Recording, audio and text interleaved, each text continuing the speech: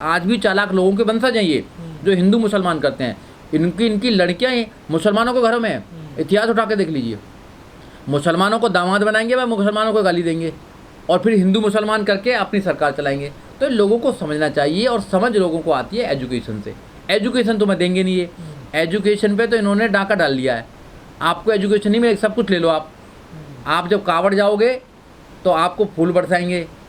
जो IAS है या PCS हैं या जो DM है या मिनिस्टर है, वो आपको फूल बरसाएगा, आपके पैर भी धोने का काम करेंगे। और वही कावड़ वाले लोग अगर एजुकेशन की बात करेंगे, डंडा बरसाएंगे, कहेंगे कि भाई हमको रोजगार दे तो डंडा बरसाएंगे। तो आप देखो ना, जब आप अपने अधिकारों को मांगने जाएंगे तो डंडे बरसाएंगे, और जब आप धर्म का काम करोगे तो आपकी जय जयकार होगी।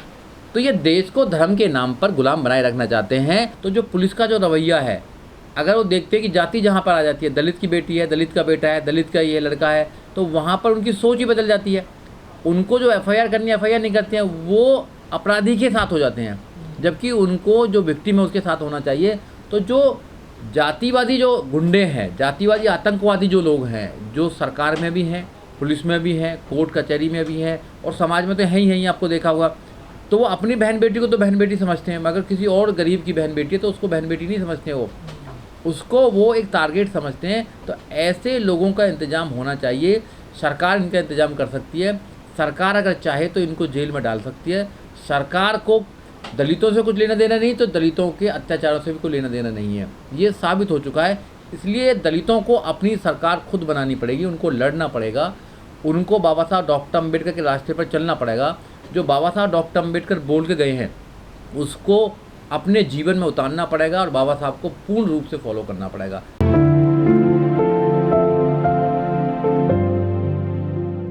देखिए, दलितों पर तो पूरे देश में अत्याचार बढ़ ही रहा है, चाहे सरकार कांग्रेस की हो चाहे BJP की हो।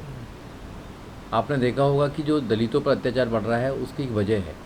वजह ये है कि जो मानसिकता है लोगों की, ये है कि जो दलित हैं, SC ST जो लोग हैं, वो कमज़ोर होते हैं, फाइनेंशियली कमज़ोर होते हैं, एजुकेशनली कमज़ोर होते हैं। और यहाँ तक भी जो उनके नेता हैं, 1 से 31 मेंबर ऑफ पार्लियामेंट हैं, या जो रिजर्वेशन के बल पर जाते हैं, वो उनकी पैरवी नहीं कर पाते हैं। तो वो कमज़ोर समझते हैं, और कमज़ोर के ऊपर लोग अत्याचार करते ही करते हैं। इसलिए ये अत्याचार ज़्यादा बढ़ रहे हैं। इनका रोकने का तरीका ये है कि लोगों को जागरूक होना पड़ेगा, लोगों को अपना जो एक मकसद है वो तैयार करना पड़ेगा कि बच्चों को एजुकेशन दो, बच्चों को पढ़ाओ, और ऐसे अपराधों के खिलाफ आप सक्सेस कर कार्रवाई करवाओ। क्योंकि जब तक आप आवाज़ नहीं उठाओगे, जब तक काम बनने वाला नहीं है। तो जो अपराधी हैं वो सोचते हैं कि जब एक में कार्रवाई नहीं तो हमारे खिलाफ क्या कार्रवाई होगी। और दूसरा है पुलिस का जो ढुलबुल रवैया, पुलिस उसमें कार्रवाई नहीं कर पाती है। और जो सरकार है, सरकारों को दलितों पर अत्याचार हो रहा है उसको कोई लेना ही देना नहीं है।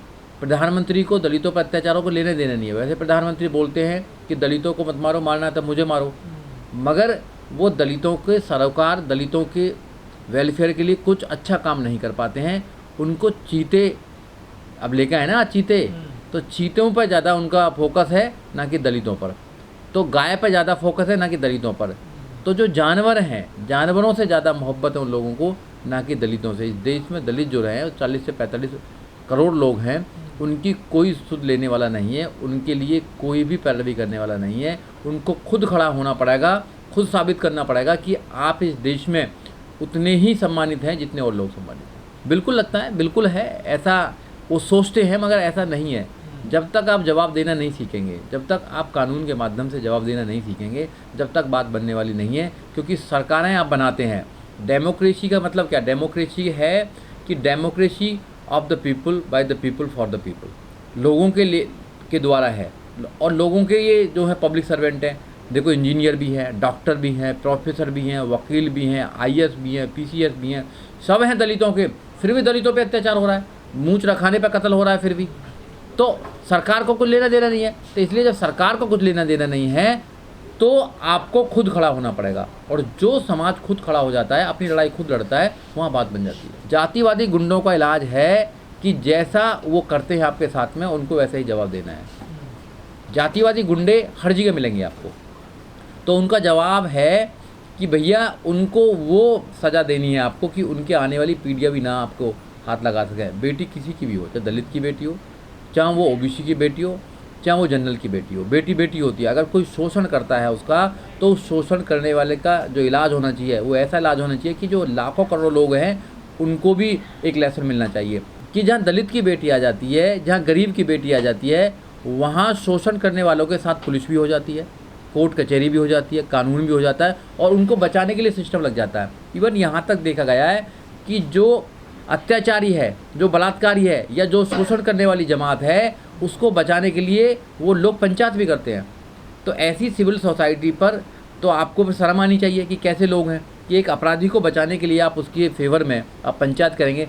जहाँ वो हाथरस की घटना हो, हाथरस में 4 लड़कों को सीबीआई ने बताया कि इन्होंने रेप किया और रेप करके मर्डर किया, तो वहाँ के जो लोग हैं, जो अपने आप को समझते हैं कि सिविल सोसाइटी के लोग हैं, उन लोगों ने अपराधियों के फेवर में पंचायत करने का काम किया और जो विक्टिम है, विक्टिम के परिवार को डराने का काम किया। तो ऐसे जो समाज है, उस समाज को भी सोचना चाहिए कि जो समाज है वो कहाँ जा रहा है। बताइए, पूरे देश में मीडिया कहाँ जा रही है। अब मीडिया देखा, मोदी जी ने आज को चीते वीते ला दिए हैं, ठीक है, कभी चीते आ जाते हैं, कभी गाय। अरे जानवरों पर ही तुम्हें इतना प्यार है, लोग यहाँ पर भूखे मर रहे हैं। ग्लोबल हंगर इंडेक्स की रिपोर्ट है, 20 करोड़ लोग रात को भूखे सोते हैं, उनको तो तुम खाना दे नहीं पा रहे। जानवर कहाँ से लेकर आ रहे हो, तो तुम भी खुद जानवर ही हो। तो जो जानवरों की तरह सोचता हो वो भी खुद जानवर ही है, तो इनको सोचना चाहिए। और मोदी जी जैसा जितना झूठ बोलते हैं उतना कोई नेता आज तक पैदा नहीं हुआ। मैं कितने बार बोल चुका हूँ, जो वो कहते हैं वो कभी नहीं करते हैं। उन्होंने जो आज तक वादे करे देश में वो कभी पूरा नहीं किया है, क्योंकि उन्हें देश के लोगों से कोई सरोकार ही नहीं है। लोग भूखे हैं, लोग बेरोजगार हैं, लोगों के लिए सुरक्षा नहीं है, महिला सुरक्षित नहीं है। आप देखिए हर इंडेक्स में, चाहे ग्लोबल लेवल पे ले लिए चाहे स्टेट लेवल पे ले, हम में सब नीचे है, सारे लोग नीचे हैं हम। तो देश में ना शांति है ना भाईचारा है, और जातिवाद धर्मवाद कितना बढ़ रहा है, ये सरकार इसके जिम्मेदार है और कोई जिम्मेदार नहीं है। जो जातिवादी गुंडे हैं, हर जगह जातिवादी गुंडे हैं, वो सरकार में भी जातिवादी गुंडे हैं। ऐसे नहीं कि यहीं गुंडे सर, सरकार में जातिवादी गुंडे, पुलिस में जातिवादी गुंडे, हर जगह जाति कभी नहीं जाती। तुम बाद में जाओगे, पहले तुम्हारी जाति चली जाएगी।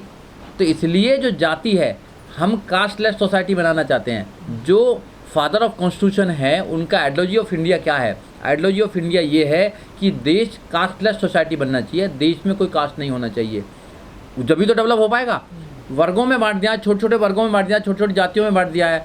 5000 से ज़्यादा जातियाँ बना दी हैं। जातियाँ जानवरों में होती है, इंसान होता है। ब्लड ग्रुप लगाइए, अब किसी भी जाति का किसी भी आदमी पे ब्लड ग्रुप चढ़ जाता है।